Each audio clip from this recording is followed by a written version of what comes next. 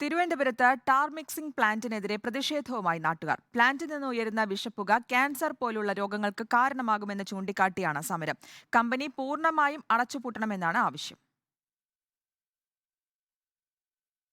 തിരുവനന്തപുരം വെഞ്ഞാറമൂട് മൈലക്കുഴി പ്രദേശവാസികളാണ് tar mixing പ്ലാന്റിനെതിരെ സമരത്തിനിറങ്ങിയത്. 2017 6 മാസത്തെ താൽക്കാലിക അനുമതിയിലാണ് പ്ലാന്റ് തുടങ്ങുന്നത്.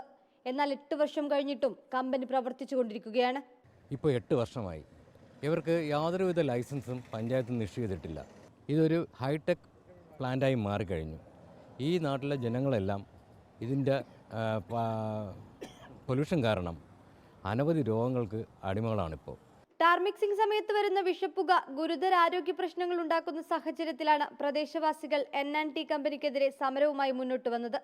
ശ്വാസകോശ സംബന്ധമായ രോഗങ്ങൾ, ക്യാൻസർ എന്നിങ്ങനെയുള്ള മാരക രോഗഭീതിയിലാണ് നാട്. കമ്പനി പൂർണ്ണമായും അടച്ചുപൂട്ടുകയാണ് ആവശ്യമെന്നും ഇവർ പറയുന്നു. രാത്രി 2 മണിയാകുമ്പോഴാണ് ഇത് ഇവർ പ്രവർത്തിക്കുന്നത്. അതിനുശേഷം നമ്മൾ രാവിലെ എത്ര നമ്മൾ വെളിയിൽ ഇറങ്ങിയാലും നമ്മൾ കതകടച്ചാണ് എല്ലാവരും വെട്ടിയിരിക്കുന്നത്. എൻ്റെ അച്ഛന് 83 വയസ്സായി. ഇപ്പോൾ ശ്വാസം മുട്ടും അതുപോലെയുള്ള കാര്യങ്ങളെല്ലാം ഉണ്ട്. എനിക്കും അതുപോലെ തന്നെയാണ്. പരിസരത്തുള്ള കുട്ടികൾക്ക് എല്ലാത്തിനും അസുഖമാണ്. ഉറക്കത്തിലേക്ക് കിടന്ന് വലിയ ബുദ്ധിമുട്ടാണ്. ശ്വാസം രാവിലെ തോർത്താ കെട്ടി പിടിച്ചാൽ അതിൻ്റെ തരികളൊക്കെ മൂക്കിനകത്ത് കാണും. എന്തായിരുന്നാലും അടച്ചുപൂട്ടിയേ പറ്റുള്ളൂ. 4 കിലോമീറ്റർ ചുറ്റളവിൽ നല്ലനാട്, മുതാക്കൽ, മാണിക്കൽ എന്നീ പഞ്ചായത്തുകളിൽ 200ഓളം കുടുംബമാണ് ദുരിതം അനുഭവിക്കുന്നത്.